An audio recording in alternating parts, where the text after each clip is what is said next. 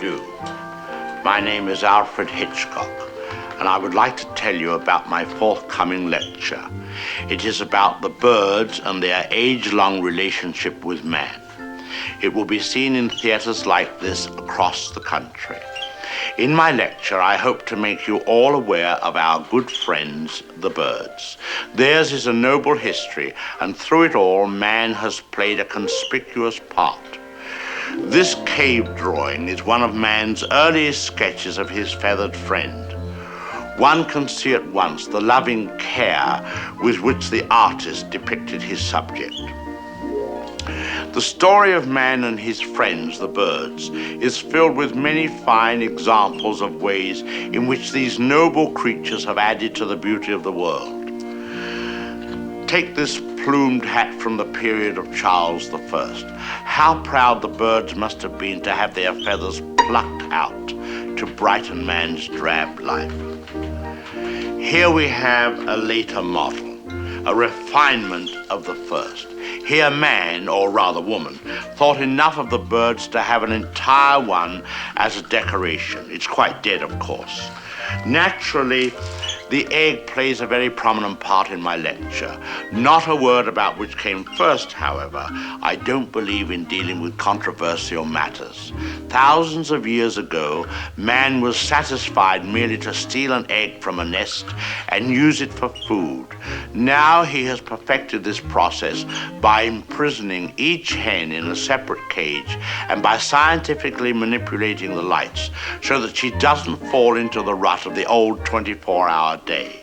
Thus, he can induce the bird to reach fantastic heights of egg production. Originally, there were many varieties of birds on Earth. Some have become extinct. The great auk, the passenger pigeon, and the famous dodo bird have all disappeared.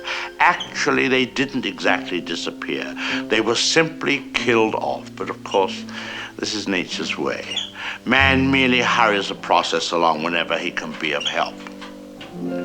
Man and birds have been responsible for a great many advances in our civilization. For example, the bird was the inspiration for the invention of gunpowder, and it was his speed that brought about the development of the shotgun. But man has not been unmindful of his debt to the bird. We have honored our feathered friends in many ways. We cage birds and show them off proudly in most of our zoos. And the turkey is traditionally our guest of honor at Thanksgiving. I suspect you never realized that if it weren't for birds, even some of our pastimes would suffer noticeably. Duck hunting, for example. Granted, bagging a fellow hunter can be diverting, but the supply is rather limited.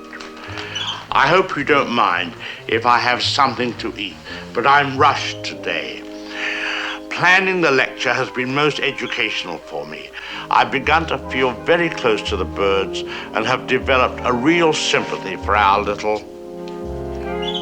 What was I saying? Oh yes, I've come to feel very close to the birds and have come to realize how they feel when... I don't think I'll eat just now.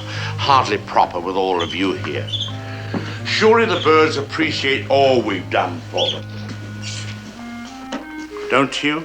Beautiful cage, fresh water, no other birds to bother you, none of that blinding sunlight. Oh! Now why would he do that? Most peculiar. What on earth?